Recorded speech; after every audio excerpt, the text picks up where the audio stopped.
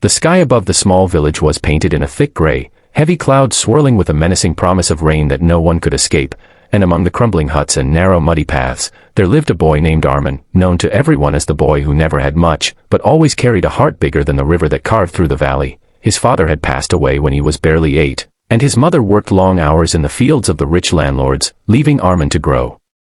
up with hardship as his closest companion. Yet he never complained, for he believed every dawn brought an unseen opportunity, though he never knew when or where it might arrive, until the day fate sent a roaring flash flood tearing through the mountains and into the village.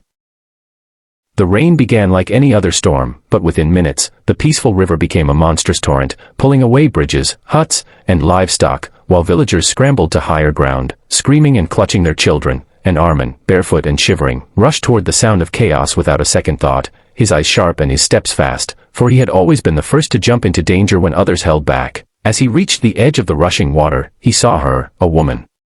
clinging to a broken tree branch, her silk clothes drenched and torn, her gold bracelet glinting even in the gloom, and for a second, Armin could not comprehend how someone dressed like her had landed in this place where no outsiders ever came, but instinct told him she was drowning, and if he wasted a breath wondering, she would not survive.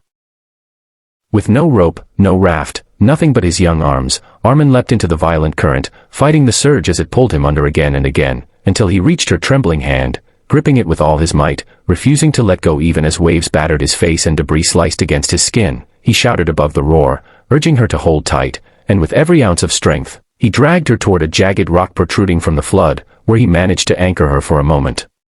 before inching toward the safer bank.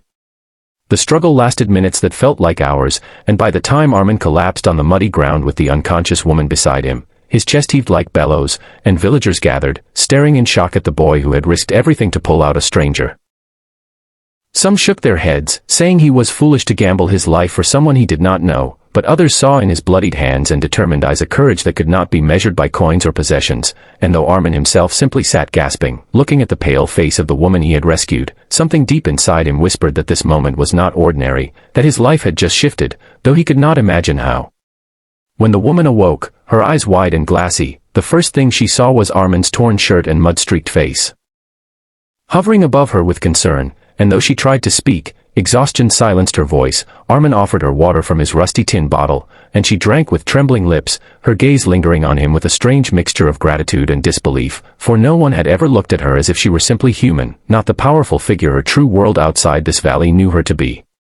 That night, the villagers offered her shelter in a half-collapsed hut, and though Armin's own home was smaller and poorer, he insisted his mother cook what little rice they had left so the stranger would not sleep hungry. While rain still poured and wind howled, he sat by the flickering flame, watching her rest, never realizing that the woman he had saved was not an ordinary wanderer but a billionaire business magnate who had been traveling incognito to escape the suffocating world of luxury,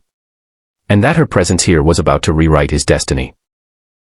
The next morning, as dawn broke over the drenched valley, birds hesitant to sing, Armin stepped outside to repair his broken roof, unaware that the woman's bodyguards and assistants were frantically searching the mountains for her, helicopters scanning the skies, news headlines preparing to announce her mysterious disappearance. Yet in this remote village, the boy and the billionaire shared silence, a bond forged in survival, and as she watched him work with bare hands, kindness in every motion,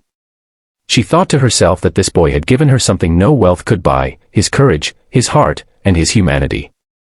And viewers, if you are moved by this tale of fate bringing together two worlds, remember, there are many more twists waiting in the next chapter, so make sure to subscribe to this channel, because you will not want to miss what happens when a poor village boy discovers the truth about the woman he saved.